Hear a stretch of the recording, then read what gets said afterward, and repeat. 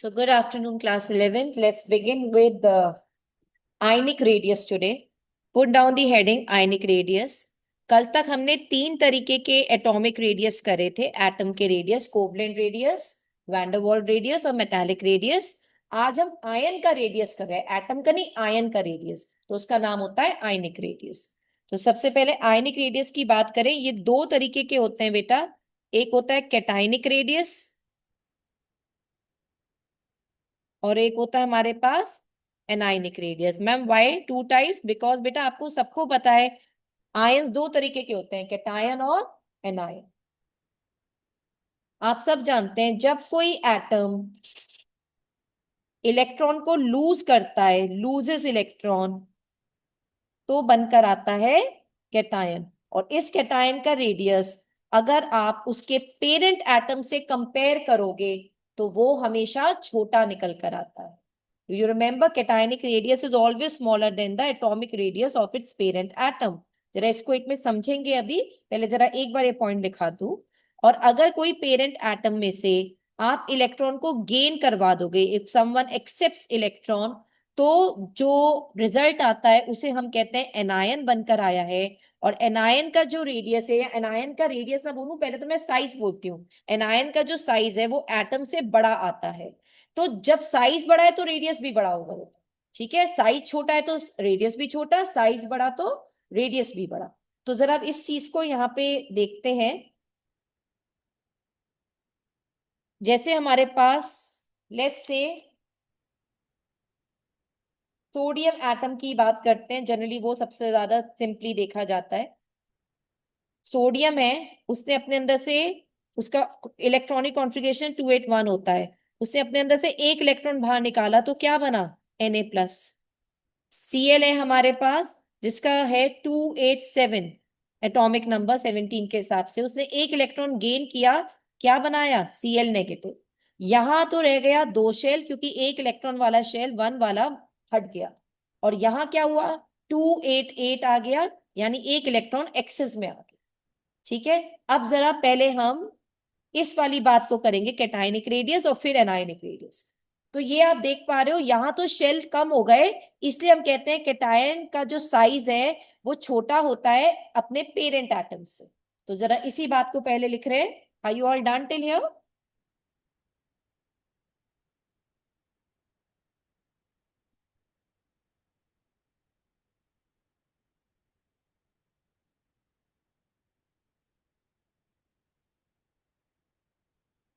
लिखिए point. Cationic radius is always smaller than atomic radius of its parent atom, because after losing electron,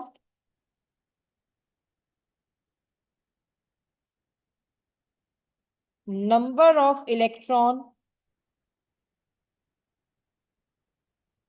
reduces, but the number of protons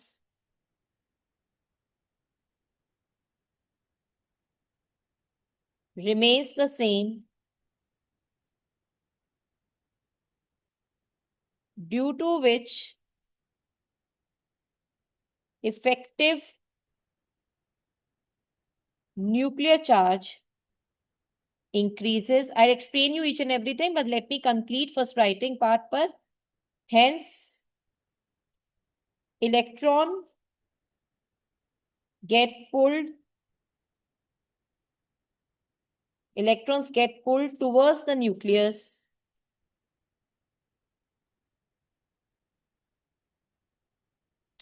and atomic radius decreases.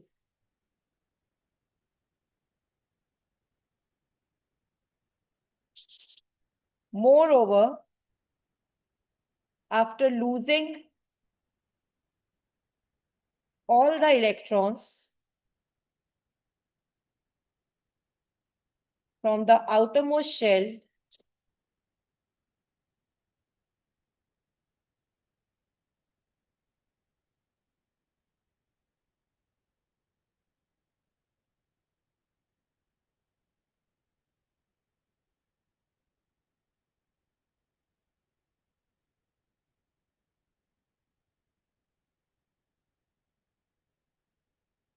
the size of the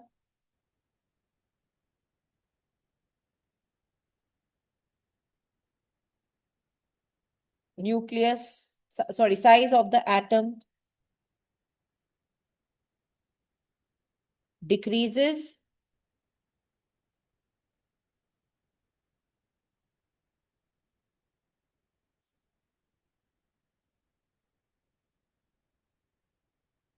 अब जरा इस बात को समझो बेटा। All done, कर लीजिए कर लीजिए।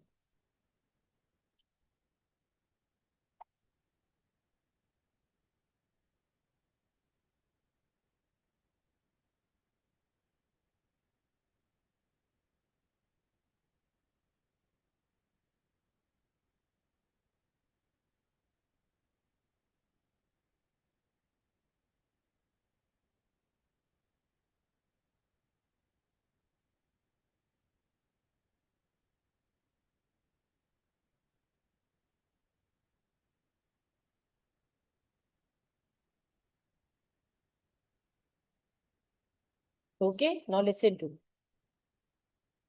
जैसे कि अभी हम सोडियम एटम की बात कर रहे थे, सोडियम एटम का एटॉमिक नंबर 281, अगर ऐड करें इलेक्ट्रॉन्स को तो 11 आता है। तो ये जो हमारे पास 11 नंबर का सोडियम है, जब इसकी एटॉमिक नंबर की बात होती है तो 11 है, मतलब इसके अंदर इलेक्ट्रॉन्स भी 11 है और प्रोटॉन्स भी 11 है। जब इसके अंदर से आपने एक इलेक्ट्रॉन निकलवाया तो ये 28 हो गया, यानी 10 इलेक्ट्रॉन्स Na+ के अंदर रह गए। माना इलेक्ट्रॉन 10 हो गए लेकिन प्रोटॉन्स तो 11 के 11 ही है। तो ये कह रहे हैं कि प्रोटॉन ज्यादा होने की वजह से प्रोटॉन्स कहाँ बैठे हुए हैं, न्यूक्लियस के अंदर। तो न्यूक्लियस के अंदर तो पॉजिटिव चार्ज ज्यादा है इलेक्ट्रॉन्स के टोटल नेगेटिव चार्ज से, यानी एक तरह से 11 प्रोटॉनों को, पॉजिटिव चार्ज को -10 यानी 10 इलेक्ट्रॉनों को संभालना है। इसकी वजह से जो इफेक्टिव न्यूक्लियर चार्ज है वो बढ़ जाता है। Now what do we mean by effective nuclear charge?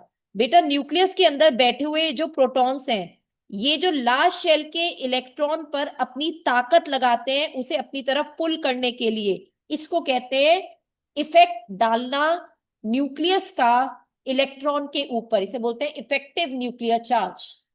जिस फोर्स से न्यूक्लियस इलेक्ट्रॉन को आउटर मोस्ट वाले को अपनी तरफ खींचता है, उसके ऊपर जो असर डालता है, उसे हम बोलते हैं इफेक्टिव न्यूक्लियर चार्ज। इसे बोला जाता है इफेक्टिव न्यूक्लियर चार्ज। कभी भी ये मत कहना कि मैम न्यूक्लियस के अंदर रखे हुए चार्ज को कहते हैं इफेक्टिव न्यूक्लियर चार्ज, नहीं। न्यूक्लियस के अंदर रखा हुआ चार्ज जब अपनी फोर्स से आउटर मोस्ट इलेक्ट्रॉन को अपनी तरफ खींचता है, असर डालता है, उस असर डालने की क्षमता को कहा जाता है इफेक्टिव न्यूक्लियर चार्ज। तो प्रोटॉन ज्यादा होने की वजह से और इलेक्ट्रॉन कम होने की वजह से ये इफेक्टिव न्यूक्लियर चार्ज बढ़ गया। अल्टीमेटली न्यूक्लियस की तरफ वो इलेक्ट्रॉन्स पुल हो गए, खींच लिया उन्होंने अपनी तरफ, और एटॉमिक रेडियस कम हो गया।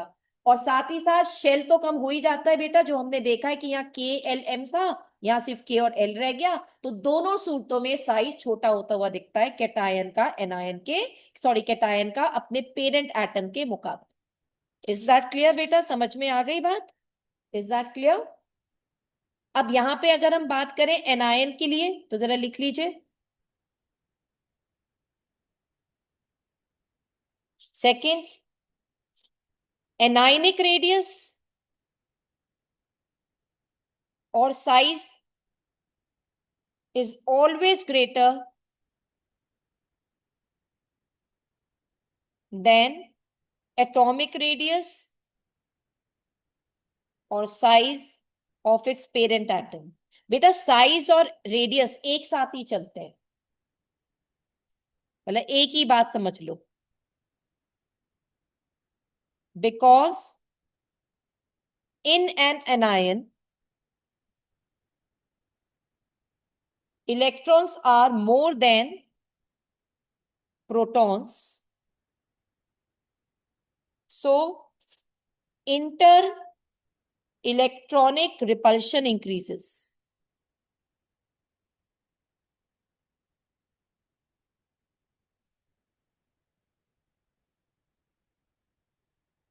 Which increases the screening effect. I'll tell you that. पहले आप एक बार लिख लो. And so effective nuclear charge decreases. Therefore, distance between electron and nucleus increases, and so the size of anion also increases.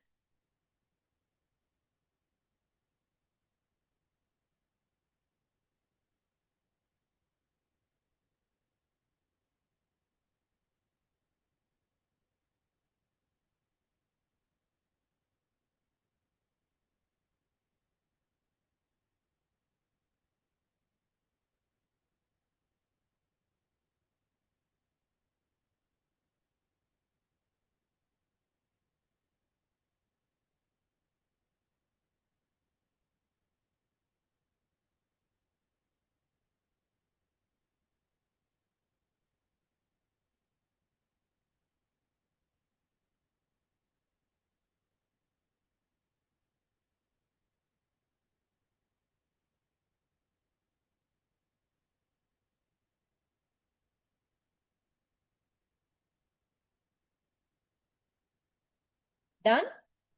अब जरा समझो इसको क्या कह रहे हैं. बेटा आपको पता है क्लोरीन जब एक इलेक्ट्रॉन गेन करता है Cl माइनस बनता है एनायन. 287 इसकी कॉन्फ़िगरेशन है. एक इलेक्ट्रॉन गेन करने पर 288 हो गई.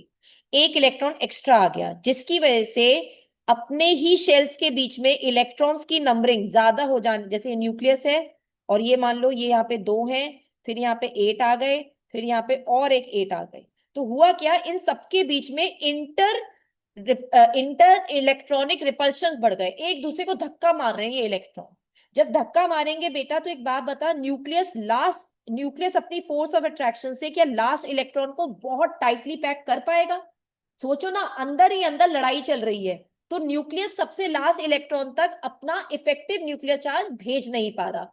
अब क्यों नहीं भेज पा रहा उसका ही हम लोग बात कर रहे हैं. क्योंकि यहां अंदर क्या चल रहे हैं, रिपल्शंस.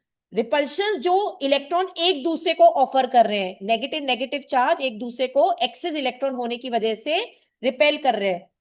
एक दूसरे को रिपल्शन देने को हम कहते हैं स्क्रीनिंग इफेक्ट. क्या कहते हैं हम इसे?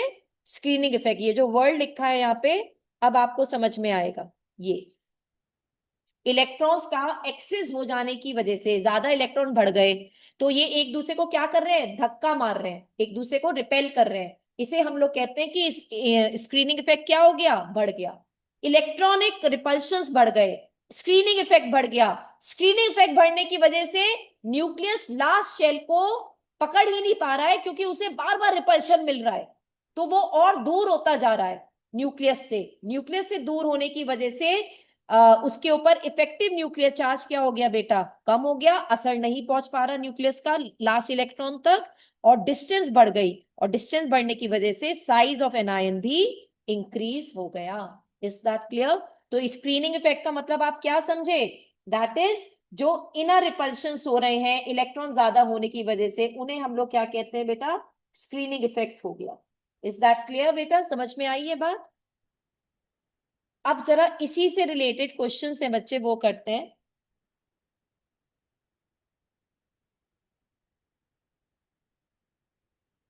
नोट करके पॉइंट लिखिए. ये आते हैं questions.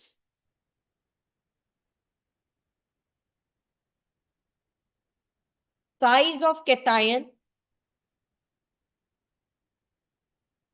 is inversely proportional to the magnitude of charge, or size of anion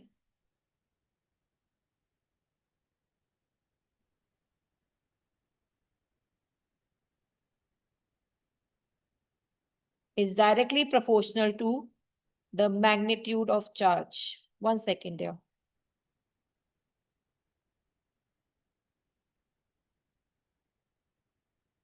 Yes, magnitude of charge. जैसे आपसे एक एग्जांपल देके पूछूं मैं, Fe3+ और Fe2+ में साइज के ऑर्डर पे इन्हें लिखो, यानी मैंने आपसे कहा डिक्रीजिंग साइज ऑर्डर पे इसे लिखो। तो आप चार्ज देखो, ये 0 है, ये +3 है, ये +2 है। सबसे बड़ा चार्ज किसके ऊपर? +3। तो ये जितना ज्यादा चार्ज, मैग्नीट्यूड ऑफ चार्ज मतलब जितना ज्यादा चार्ज का नंबर उतना छोटा साइज कैटायन का, तो यानी Fe3+ सबसे छोटा होगा। उसके बाद बेटा Fe2+, मैग्नीट्यूड ऑफ चार्ज 2+ है इसका, और फिर होगा Fe।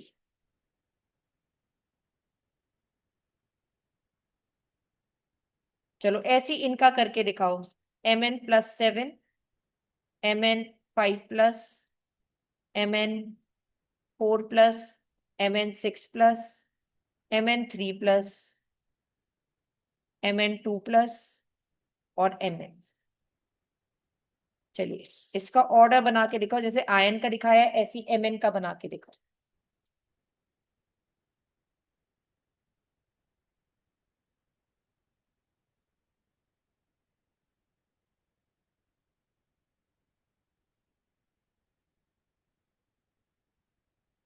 जितना ज्यादा मैग्नीट्यूड बेटा उतना छोटा साइज कैटायन का, तो सबसे छोटा हो गया Mn7+, फिर Mn6, Mn5+, Mn4+, समझ गए?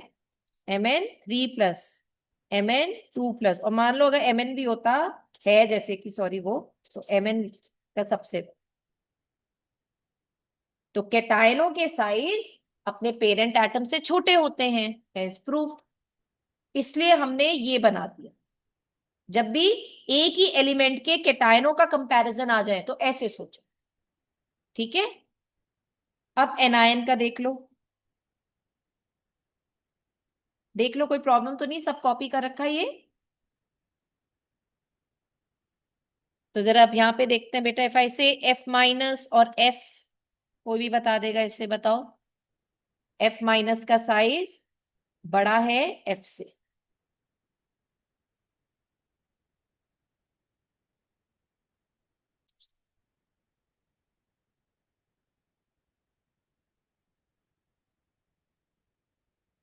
अब हेडिंग डालना बेटा इसके बाद, iso electronic species. Iso electronic species.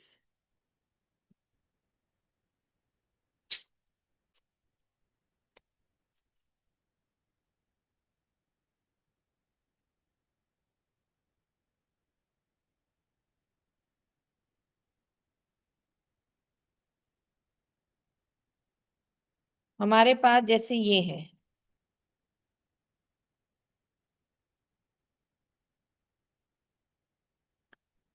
इन सबके एटॉमिक नंबर मैं लिख रही हूं। पोटेशियम का 19, इसका 20, इसका 16, इसका 70, ठीक है?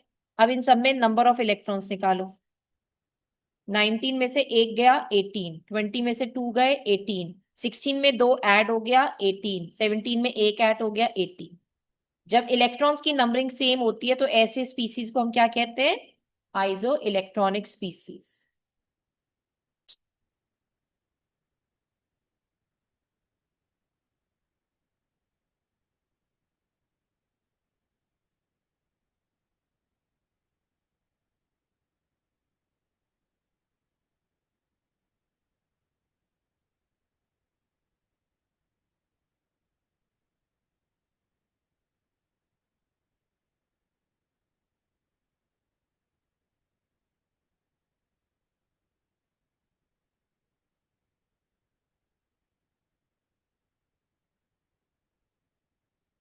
अब बेटा जब भी ऐसे क्वेश्चंस आए जिसमें ऐसे आइसो इलेक्ट्रॉनिक स्पीसीज आ जाएं या कोई एटम्स आ जाएं, कभी भी हो, तो मैं आपको एक जनरल रूल्स बता रही हूँ भाई। अभी तो हमने एक कैटायन को उसके पेरेंट एटम से कंपेयर किया और एक एनायन को उसके पेरेंट एटम से कंपेयर किया। अब मैं कुछ और बात कर रही हूँ। अब मान लो मिक्स्ड आ जाए, जैसे आइसो इलेक्ट्रॉनिक स्पीसीज आ जाए, सेम नंबर ऑफ इलेक्ट्रॉन्स के आ जाए, तो किस आधार पे इनके साइजेस को आप लोग डिसाइड करोगे वो सुनो।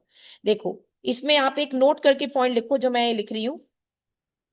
एटम्स आ जाए डिफरेंट, आयंस आ जाएं डिफरेंट, या आइसो इलेक्ट्रॉनिक स्पीसीज आ जाएं, ऑब्वियसली वो तो डिफरेंट एटम्स की होंगी ही होंगी।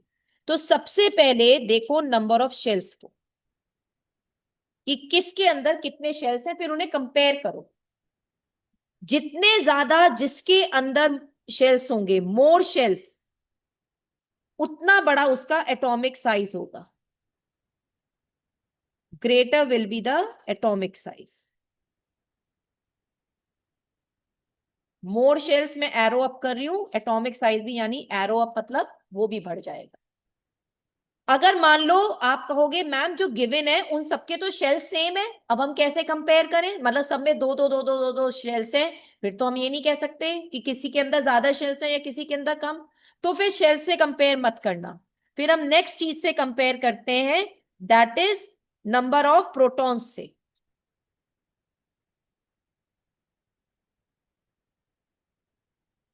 अगर जिसके अंदर जितने ज्यादा मोर प्रोटॉन्स होंगे, जितने ज्यादा प्रोटॉन्स बेटा, एटॉमिक साइज उतना कम हो जाएगा, क्योंकि nuclear charge, effective nuclear charge, अब तो मैं बोल सकती हूं ऐसे, समझ में आ रहा होगा, न्यूक्लियर चार्ज बढ़ जाएगा तो इफेक्ट भी उसका बढ़ जाएगा, और वो लास्ट इलेक्ट्रॉन को अपनी तरफ खींच कर एटॉमिक साइज को छोटा कर लेगा। Atomic size will decrease. अब मान लो प्रोटॉन भी सेम हो जाए, जैसे atomic number, number of proton कैसे सेम होंगे, जब सेम एटॉमिक नंबर होगा तो थर्ड होता है। अब कंपेयर करो नंबर ऑफ इलेक्ट्रॉन, तो ऐसे नहीं हो सकता ये तीनों चीजें सब सेम हो जाए, फिर तो एक ही एटम की बात होगी। तो नंबर ऑफ इलेक्ट्रॉन्स अगर हम बात बोलें, तो जितने ज्यादा इलेक्ट्रॉन्स होंगे, मान लो कि शेल भी सेम है, प्रोटॉन्स के नंबर भी सेम है, अब तो कंपेयर कंपेयर नहीं कर सकते फर्स्ट और सेकंड पॉइंट पर, तो थर्ड पॉइंट से कंपेयर करेंगे। आप देखिएगा कहाँ इलेक्ट्रॉन सेम, तो जहां नंबर ऑफ इलेक्ट्रॉन सेम है, तो सॉरी नंबर ऑफ, हाँ, अब आप देखिएगा जहां पे नंबर ऑफ शेल सेम है या नंबर ऑफ प्रोटॉन सेम है, तो वहां देखो अलग अलग इलेक्ट्रॉन्स के मामले में कहां पे इलेक्ट्रॉन सेम नहीं है, तो जिसके पास भी इलेक्ट्रॉन्स ज्यादा होंगे, मोर नंबर ऑफ इलेक्ट्रॉन्स, उतना ज्यादा साइज बढ़ जाएगा, एटॉमिक साइज विल इंक्रीज। क्योंकि इलेक्ट्रॉन इलेक्ट्रॉन क्या करते हैं आपस में, रिपल्शन, स्क्रीनिंग इफेक्ट बढ़ जाएगा। स्क्रीनिंग इफेक्ट बढ़ने का मतलब लास्ट इलेक्ट्रॉन्स पर न्यूक्लियर चार्ज का इफेक्ट कम हो गया, तो इसकी वजह से साइज इंक्रीज हो गया। तो इसी के ऊपर हमें आइसो इलेक्ट्रॉनिक स्पीसीज के बारे में, पहले इसके बारे में पढ़ते हैं। Now see to it. आप एटॉमिक नंबर सेम है बेटा, नहीं, डिफरेंट है, 19 20 16 17। अब पहले हमसे कहा गया है कि इनको, जो मैंने ये आइसो इलेक्ट्रॉनिक स्पीसीज बनाई है, इन्हें अरेंज करो in increasing order of sizes, arrange them in increasing order of sizes, ये क्वेश्चन आ जाए। अब आप देखो, सबसे पहले number of shells, atomic number दे रखा है आपको, पहले शेल्स बनाओ। चलो 19 का 2881, बचपन में किया था वही चीज है। 2882 सल्फर का, 286 इसका, 287। तो नंबर ऑफ शेल्स के बेसिस पे जरा कंपेयर करते हैं, तो चारों में से दो के शेल्स तो सेम है और दो के अपने आपस में सेम है, लेकिन चारों के तो सेम नहीं है ना। तो कम से कम ये तो बात पक्की है कि के प्लस और Ca2+ का जो साइज है, क्योंकि इसमें शेल्स ज्यादा हैं, S2- और Cl नेगेटिव के मुकाबले तो बड़े हैं। बोलो इतनी बात तो क्लियर हो गई, क्योंकि हमने पढ़ा जिसमें ज्यादा शेल्स उसका बड़ा साइज। ठीक। अब इन दोनों के बीच में देखते हैं कौन ज्यादा बड़ा, और इन दोनों के बीच में देखते हैं। तो अब आप कहोगे मैम नंबर ऑफ शेल्स पे तो कंपेयर नहीं कर सकते के+ और Ca2+, क्योंकि शेल्स की नंबरिंग सेम है। तो मैं कहूंगी हाँ बेटा इस पे नहीं कर सकते, तो अब इन दोनों में कंपैरिजन करो on the basis of number of protons. तो नंबर ऑफ प्रोटॉन्स की बात की जाए, तो नंबर ऑफ प्रोटॉन्स में बताओ किसके पास प्रोटॉन ज्यादा है, जिसका एटॉमिक नंबर ज्यादा है, यानी Ca2+ का 20 है, तो इसका नंबर ऑफ प्रोटॉन ज्यादा है, जिसका प्रोटॉन नंबर ज्यादा उसका साइज कम, यानी ये बात पक्की है, Ca2+ का साइज K+ से कम हो गया।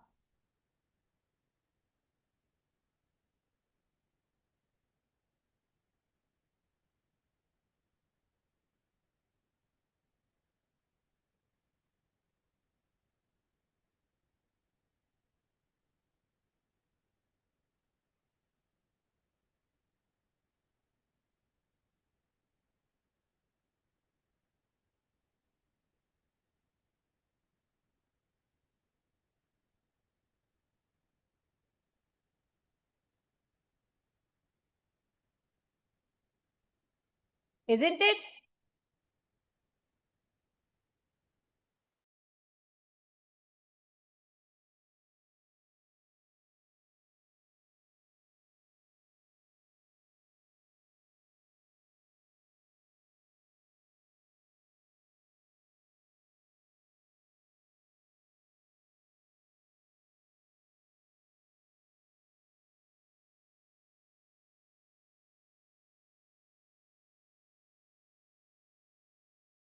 Beta, 1 second, my pen has got stuck. I'm coming to the topic. Give me a minute, dear.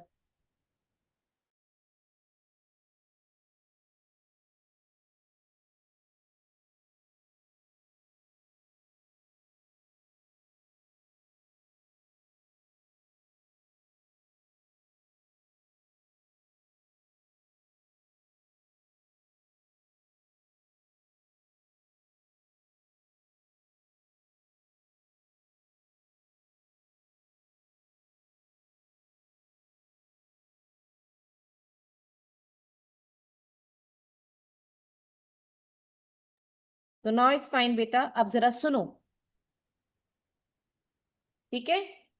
ऐसे बात समझ में आ रही है नहीं ये वाली बात? लेकिन हमें आइसो इलेक्ट्रॉनिक स्पीसीज का जो हमने ये कंपैरिजन किया है, ये इस तरीके से नहीं होता। नॉर्मली बच्चे ऐसे ही करते हैं, ठीक है? अब सुनो सही कंपैरिजन क्या होगा। इसे ऐसे कभी कंपेयर मत करना बेटा, मैंने वो दिखाया जो सब बच्चे करते हैं। एक बात बताओ,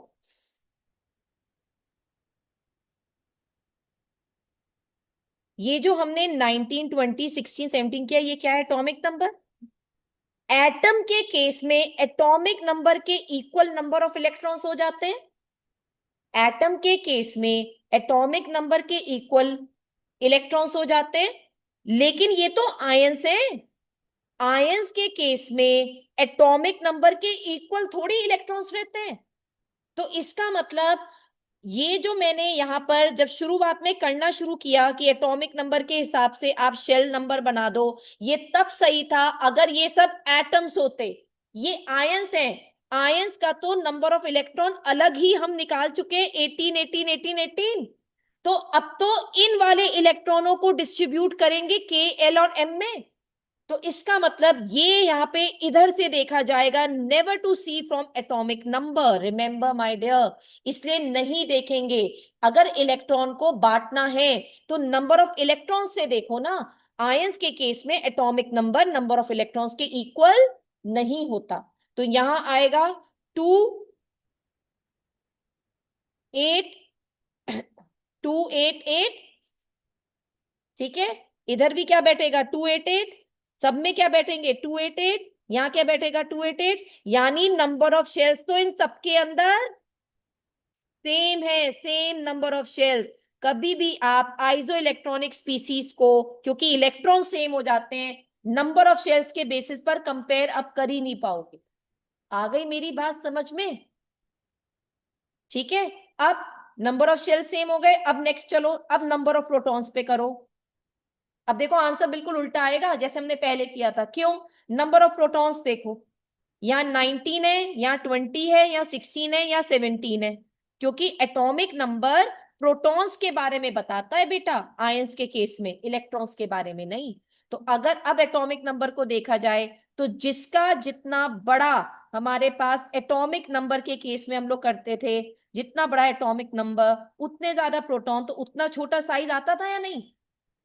तो यहां पे हम लोग ये तो कह सकते हैं कि क्योंकि नंबर ऑफ शेल्स की बात की जाए, वो तो सेम हो गए, मगर नंबर ऑफ प्रोटॉन्स की बात यहां की जाए वो सेम नहीं है।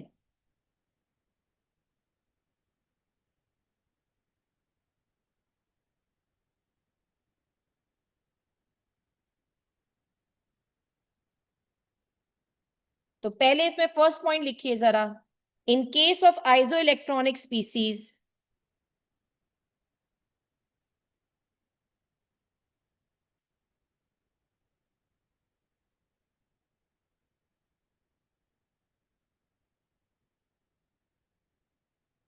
number of electrons is equal to, is not equal to atomic number.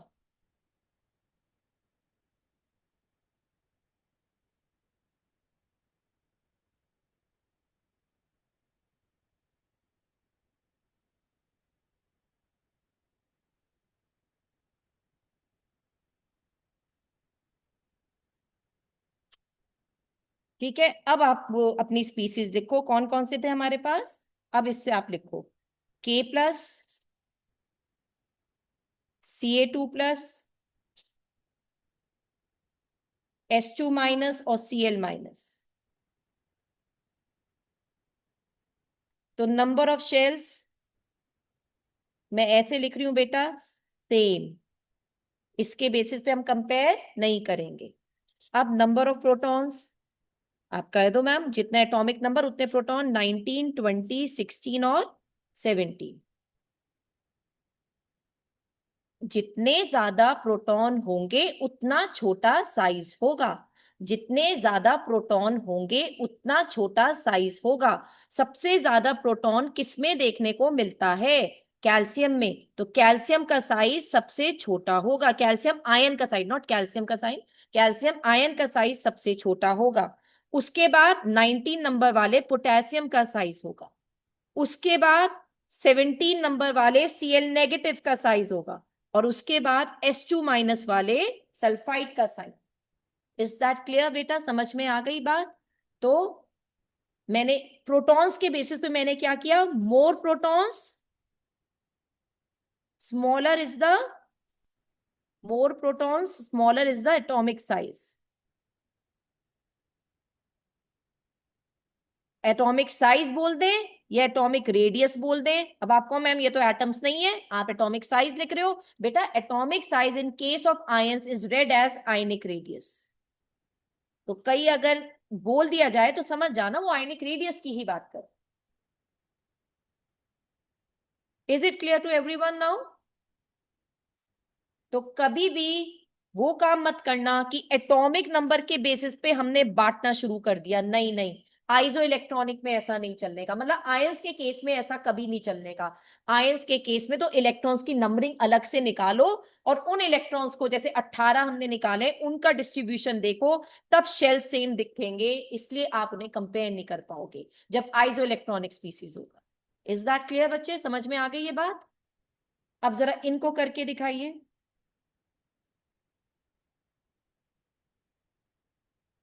पहले देख लीजिए सब हो गया आपका।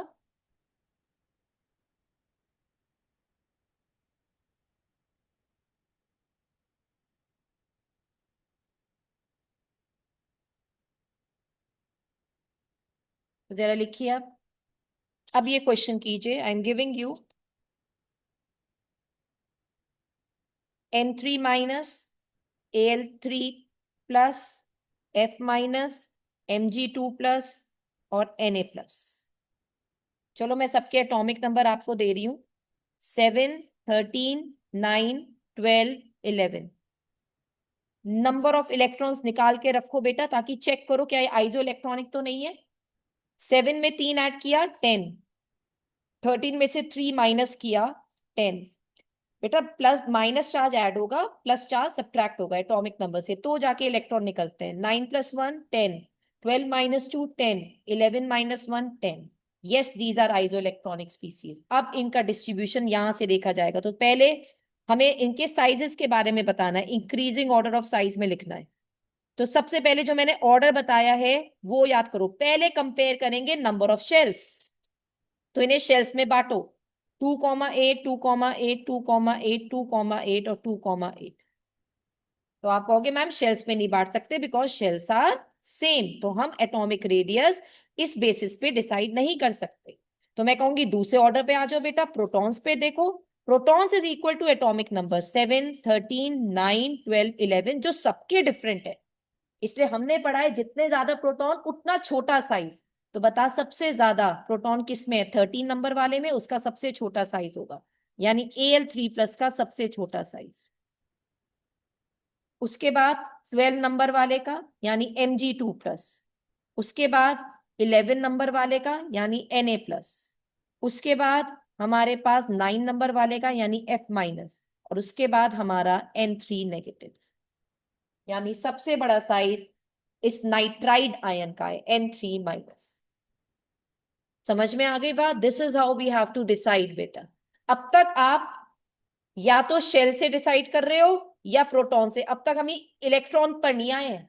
लेकिन अगर ये दोनों चीजें मान लीजिए सेम हो जाए तो नंबर ऑफ इलेक्ट्रॉन्स पे आना।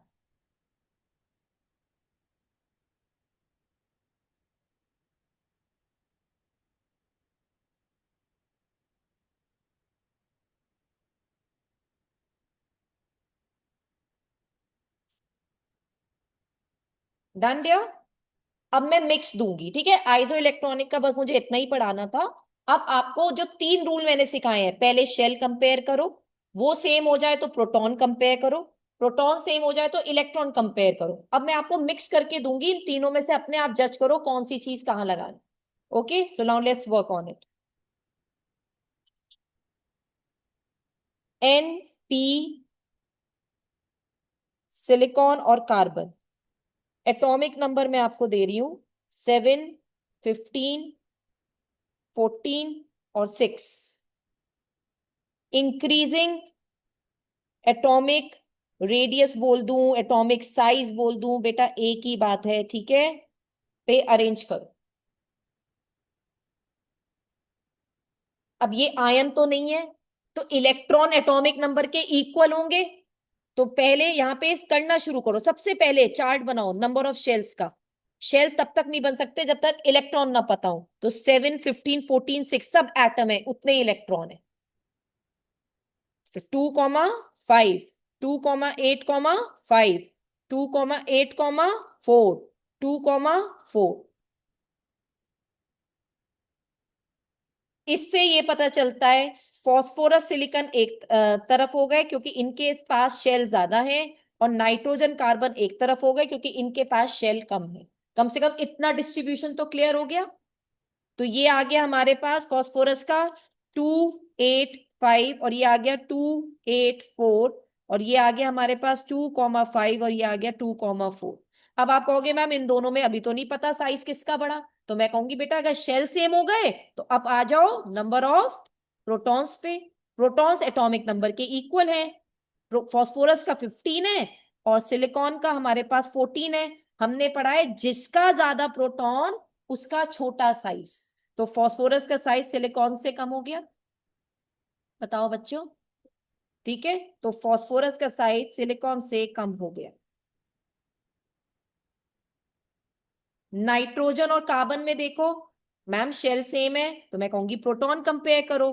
प्रोटॉन आ गया, इसका 7, इसका 6, जिसका प्रोटॉन ज्यादा उसका साइज कम, तो नाइट्रोजन का साइज कार्बन से कम हो गया।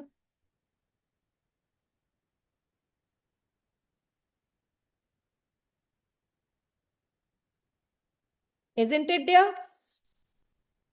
ठीक है, फॉस्फोरस का सिलिकॉन से कम हो गया, नाइट्रोजन का कार्बन से कम हो गया, इतनी बात तुम्हारी पक्की है? अब जरा इनका भी तो कंपेयर कर ले, इनके तो आ गए, अब इन्हें अरेंज कैसे करें?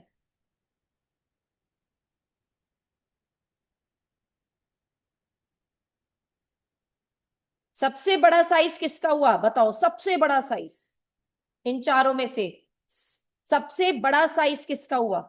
इन दोनों में से सबसे बड़ा साइज किसका है बेटा? पहले तो ये दोनों बड़े हैं, तो इन दोनों बड़ों में से बड़ा ही कौन है? सिलिकॉन। सिलिकॉन, तो सिलिकॉन का सबसे बड़ा साइज, ठीक है? ये तो चारों में ही सबसे बड़ा हो गया सिलिकॉन।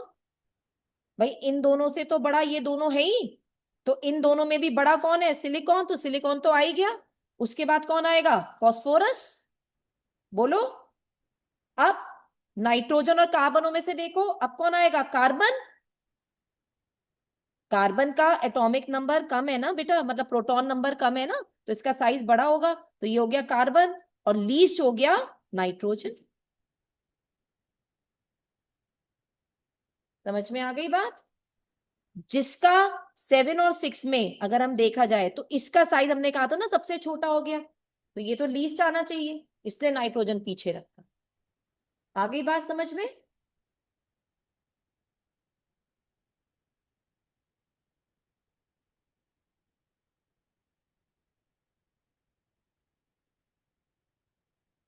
आगे बढ़े बेटा।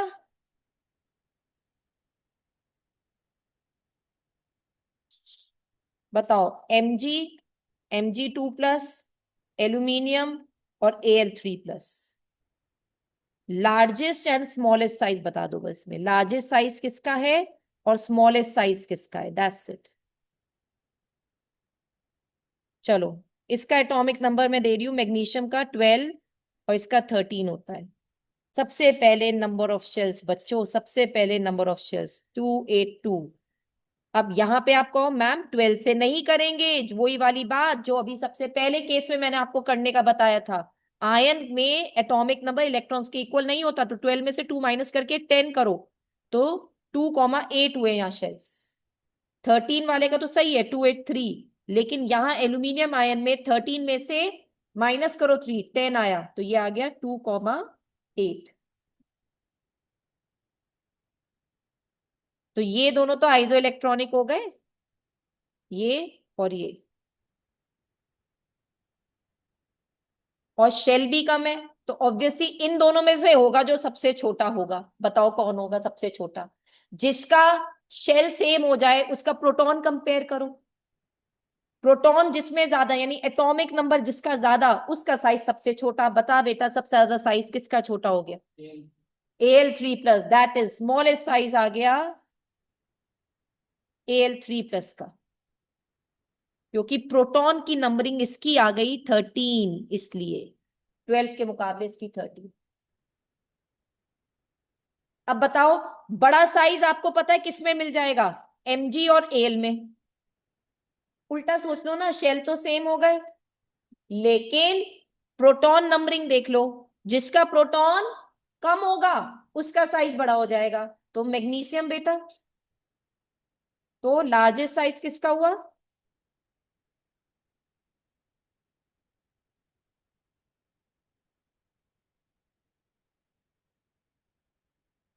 मैग्नीशियम का, मैग्नीशियम का, इजंट इट। आया समझ में। मैं दो फैक्टर्स पे तब से आपसे कह रही हूं, नंबर ऑफ शेल्स और नंबर ऑफ प्रोटॉन्स। फिर मैंने आपसे कहा शेल बांटना अंधेधुंध शुरू मत करना। शेल के लिए देखो इलेक्ट्रॉन कितने हैं, एटम के केस में एटॉमिक नंबर इलेक्ट्रॉन के इक्वल है, लेकिन आयन के केस में, कैटायन एंड आयन के केस में एटॉमिक नंबर इलेक्ट्रॉन्स के इक्वल नहीं होते, वो निकालने पड़ते हैं। जैसे अब यहां पे भी, और ये जल्दबाजी में बेटा बच्चे करते हैं, तो उल्टा रिजल्ट आएगा, एकदम आंसर्स गलत आएंगे।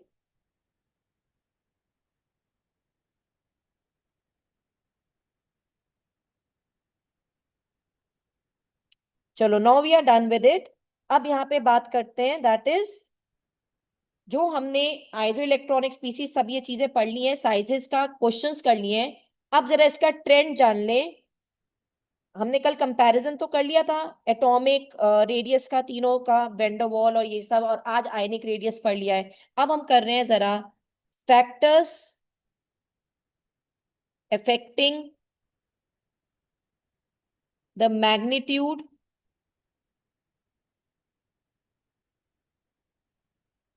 Of atomic radii in the periodic table. आज आपने बहुत सारी नई नई बातें सीखी हैं बेटा।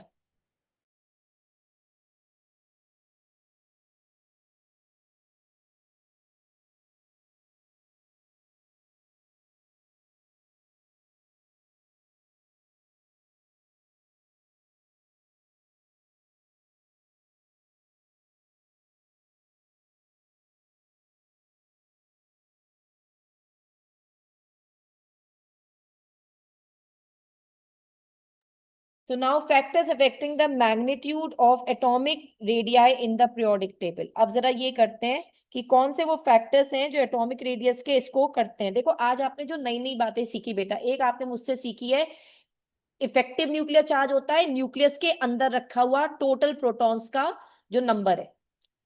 अगर कोई पूछे आपसे इफेक्टिव न्यूक्लियर चार्ज क्या है, जिस ताकत से न्यूक्लियस आउटर मोस्ट इलेक्ट्रॉन को पकड़ता है, उस ताकत को, उस फोर्स को कहते हैं इफेक्टिव न्यूक्लियर चार्ज। तीसरी चीज आपने सीखी स्क्रीनिंग इफेक्ट। जब इलेक्ट्रॉन्स बहुत सारे हो जाते हैं एटम के अंदर तो वो इलेक्ट्रॉन एक दूसरे से ही लड़ना शुरू करते हैं, एक दूसरे को धक्का मारते हैं। इस चीज को बोलते हैं स्क्रीनिंग इफेक्ट, जिसे हम सिग्मा लेटर से डिनोट करते हैं। इससे डिनोट करते थे स्क्रीनिंग इफेक्ट को। जितना ज्यादा स्क्रीनिंग इफेक्ट होगा उतना ज्यादा बेटा साइज बढ़ जाएगा, क्योंकि इफेक्टिव न्यूक्लियर चार्ज घट जाता है। इज दैट क्लियर बच्चे? तो अभी हम बस ये पढ़ने वाले एट राइट नाउ कि कैसे और फैक्टर्स है जो एटॉमिक रेडियस या एटॉमिक साइज को पीरियोडिक पैटर्न पर लाकर खड़ा करते हैं। तो सबसे पहले एक तो होता है बेटा न्यूक्लियर चार्ज,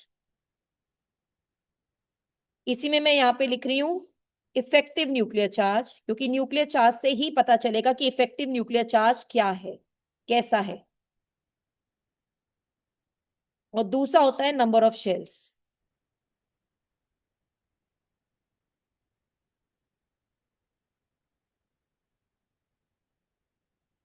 तो इसमें फर्स्ट पॉइंट लिखिए जो आपको पता है, जितना ज्यादा न्यूक्लियर चार्ज उतना smaller is the atomic radius.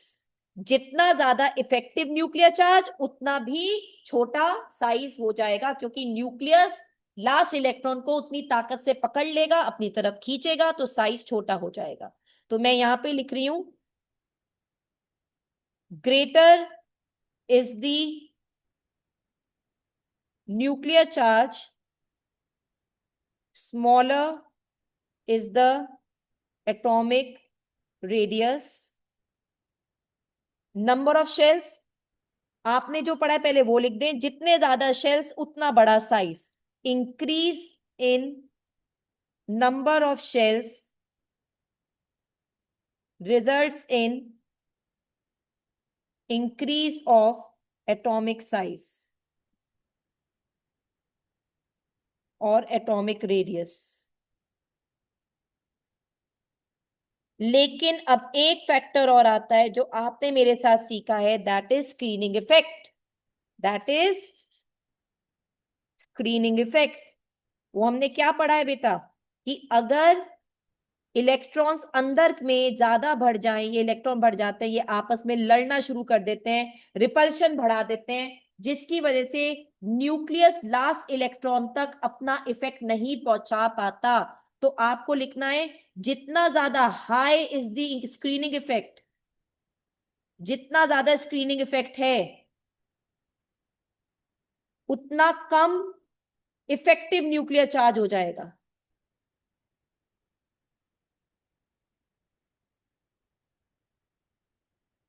And so मैं यहां लिख रही हूं बेटा, and so atomic size decreases, उतना छोटा एटॉमिक साइज हो जाता है।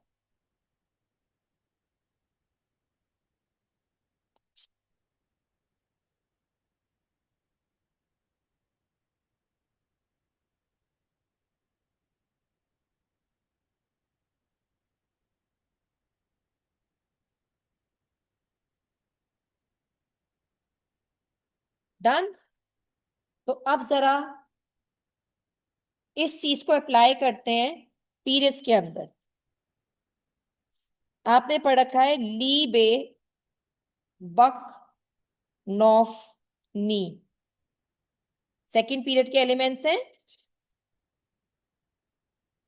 चलो जरा एक में पीरियड के अंदर पढ़ ले न्यूक्लियर चार्ज को। तो आपको पता है 3, 4, 5, 6, 7, 8, 9, 10 लगातार एटॉमिक नंबर बढ़ रहे हैं। एटॉमिक नंबर का मतलब नंबर ऑफ प्रोटॉन्स और जो कि बैठे होते हैं न्यूक्लियस के अंदर, मतलब लगातार न्यूक्लियर चार्ज इंक्रीज हो रहा है। जितना ज्यादा न्यूक्लियर चार्ज इंक्रीज होगा साइज छोटा होता चला जाएगा, क्योंकि न्यूक्लियर चार्ज का असर लास्ट इलेक्ट्रॉन तक पहुंचेगा। इफेक्टिव न्यूक्लियर चार्ज बढ़ेगा तो साइज छोटा होता चला जाएगा, वो आउटरमोस्ट इलेक्ट्रॉन को अपनी तरफ खींच लेगा। तो ये हमें पता है कि as the nuclear charge increases, तो क्या होगा, साथ साथ इफेक्टिव न्यूक्लियर चार्ज भी बढ़ रहा है और इसलिए साइज कम हो रहा है। तो यहाँ पे लिखिएगा बेटा इसमें, as the atomic number increases so effective nuclear charge also increases and atomic size decreases।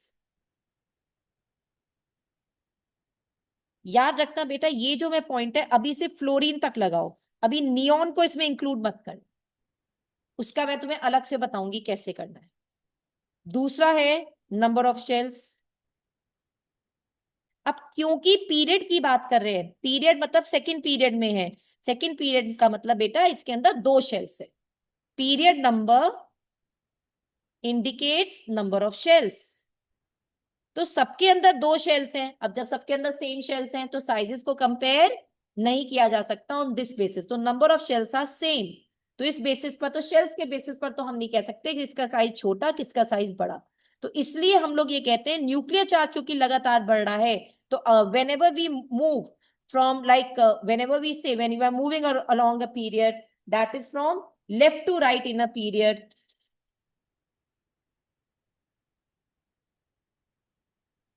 क्या चीज कम होती हुई दिखती है, एटॉमिक साइज या रेडियस डिक्रीजेस। लेकिन ये मैंने सिर्फ फ्लोरीन तक कहा है आपको करने को, नियॉन को अभी इंक्लूड मत करना।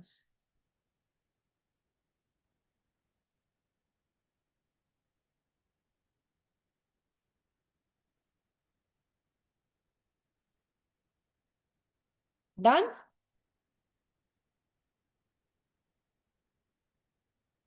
अब ग्रुप में देखो,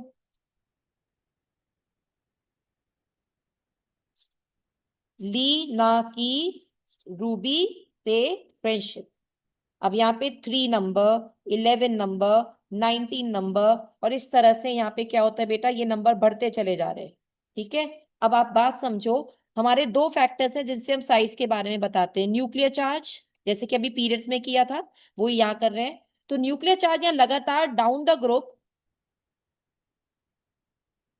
न्यूक्लियर चार्ज इंक्रीज हो रहा है बेटा, और हमने पढ़ा है अगर न्यूक्लियर चार्ज इंक्रीज होता है तो साइज छोटा होना चाहिए।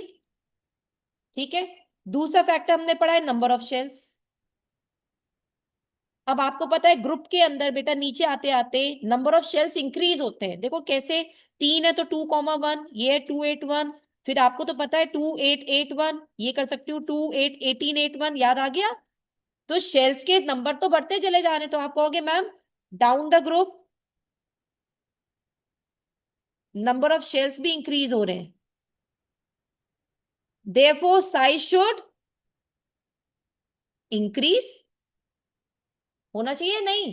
तो एक फैक्टर कह रहा है साइज कम होना चाहिए, एक फैक्टर कह रहा है साइज इंक्रीज होना चाहिए, तो यहां थर्ड फैक्टर आता है स्क्रीनिंग इफेक्ट, जो कि ग्रुप के अंदर लगता है, पीरियड के अंदर नहीं। क्यों स्क्रीनिंग इफेक्ट तब लगता है जब शेल्स इंक्रीज हो रहे हो, जब शेल्स की नंबरिंग डिफरेंट हो। क्यों, अब आप कह सकते हो प्रोग्रेसिवली नए नए इलेक्ट्रॉन आते जा रहे हैं, देखो पॉपुलेशन ऑफ इलेक्ट्रॉन बढ़ती जा रही है, और जब बीच में इलेक्ट्रॉन्स की नंबरिंग बढ़ती चली जाती है तो इससे क्या होता है, इलेक्ट्रॉन्स अगर बढ़ते चले जा रहे हैं तो आपस में रिपल्शंस अकर होते हैं, रिपल्शंस अकर होने की वजह से एक दूसरे को धक्का मारते हैं, जिसकी वजह से इफेक्टिव न्यूक्लियर चार्ज कम हो जाता है, और इफेक्टिव न्यूक्लियर चार्ज कम होने की वजह से साइज सिकुड़ जाता है। ठीक है, नहीं, इफेक्टिव न्यूक्लियर चार्ज कम होने की वजह से साइज नलायकों बढ़ जाता है। क्यों बेटा, आप समझ नहीं रहे हो, यानी सिर्फ सो के पढ़ रहे हो।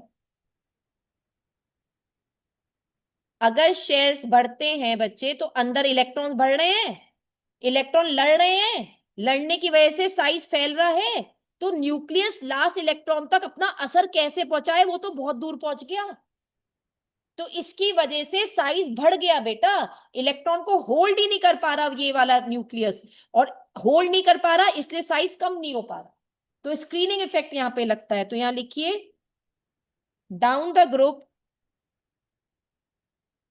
as the electrons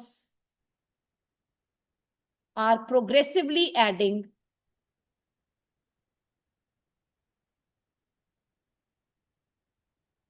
so repulsions in between them increases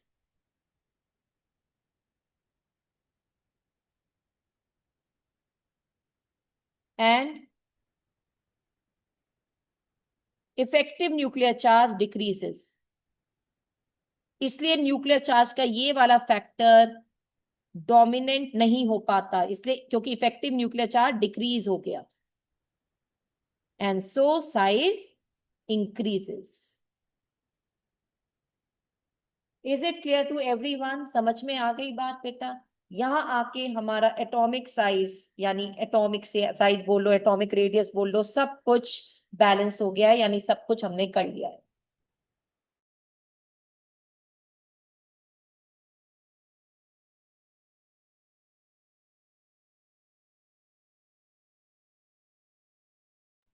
I hope it's clear. तो बस ये बात याद रखना. क्या क्या बोला मैंने? क्या चीज याद रखनी है कि डाउन द ग्रुप साइज जो इंक्रीज होता है उसमें एक नया फैक्टर लगता है, स्क्रीनिंग इफेक्ट, जो मैं आज आपको शुरू से पढ़ाने की कोशिश कर रही हूँ. इज दैट क्लियर बेटा?